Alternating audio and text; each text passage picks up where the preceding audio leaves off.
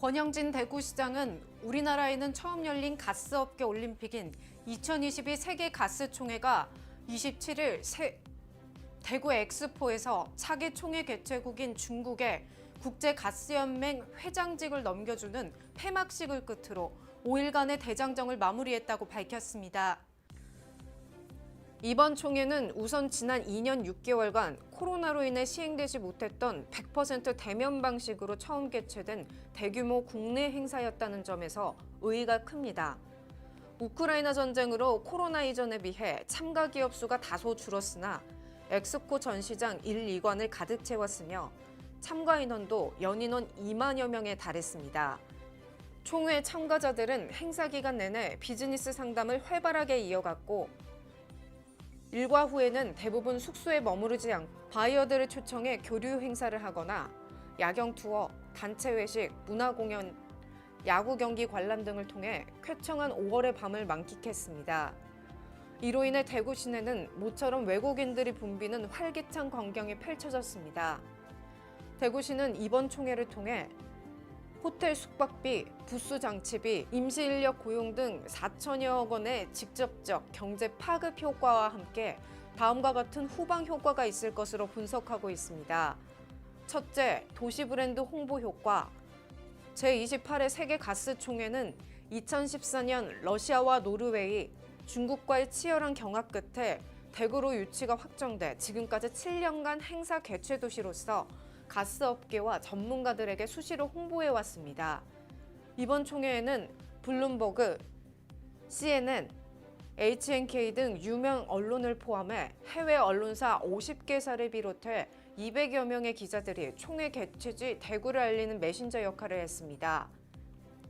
특히 개막식에 현직 대통령이 참가해 행사의 격을 높였을 뿐만 아니라 매력적인 에너지 도시 이미지를 국내외에 인증하는 효과도 톡톡히 해냈습니다.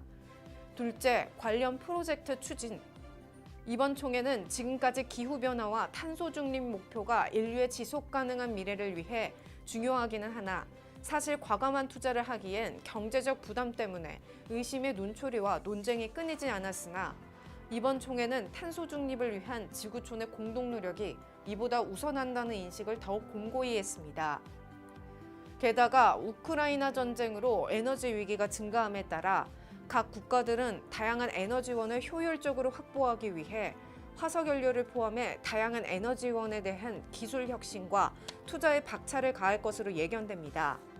이러한 측면에는 대구시와 정부는 에너지 관련 프로젝트를 과감히 개발하고 추진하는 한편 대구에 본사가 있는 한국가스공사도 협력해 강화해 나갈 것으로 기대됩니다.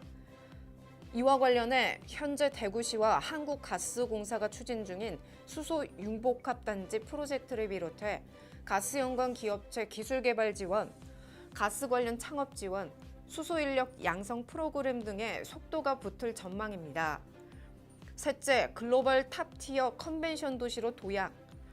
대구시는 그동안 2002년 월드컵 경기, 2011년 세계 육상 선수권 대회 등 스포츠 분야에선 초대형 행사를 유치했으나 전시 컨벤션 분야에서는 행사장 규모가 충분하지 못해 많은 기회를 놓칠 수밖에 없었습니다. 그러나 이번 세계 가스총회를 계기로 총 사업비 2,600억 원을 투자해 연 면적 4만여 제곱미터에 이르는 세계적 수준의 전시장을 확보한 데다 이번 가스총회를 성공적으로 개최해 글로벌 컨벤션 시장에서 선두그룹에 진입할 수 있게 됐습니다. 권영진 대구시장은 제28회 대구 세계가스총회를 코로나19와 우크라이나 전쟁이라는 악재를 극복하고 역대 최대의 행사로 개최해냄으로써 대구 시민들의 저력을 다시 한번 확인한 만큼 대구의 미래는 밝다며 대구가 에너지 도시로 인식된 만큼 서두르지 않고 가스와 에너지 관련 정책을 알차게 추진해 나가겠다고 말했습니다. 지금까지 뉴스114TV 소리나였습니다.